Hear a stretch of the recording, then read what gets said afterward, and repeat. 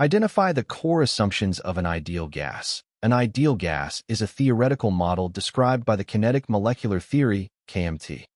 The model assumes that gas particles have negligible molecular volume compared to the total volume of their container, and that they experience no intermolecular attractions with one another. Determine the conditions that minimize intermolecular attractions. Real gas molecules do exert weak attractive forces on one another.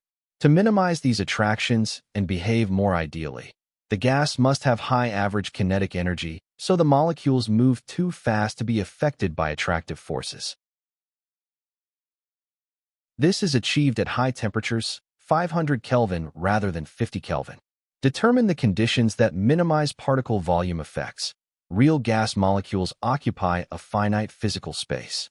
To make their individual molecular volumes negligible, the gas must be spread out over a very large container volume. This is achieved at low pressures, 0.10 atmospheres rather than 5.0 atmospheres or 50 atmospheres, where the distance between molecules is vast. Select the optimal combination.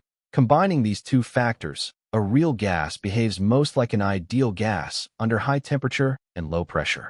Comparing the options, 500 Kelvin and 0.10 atmospheres represents the highest temperature and lowest pressure, which corresponds to option C. The correct answer is option C, 500 Kelvin and 0.10 atmospheres.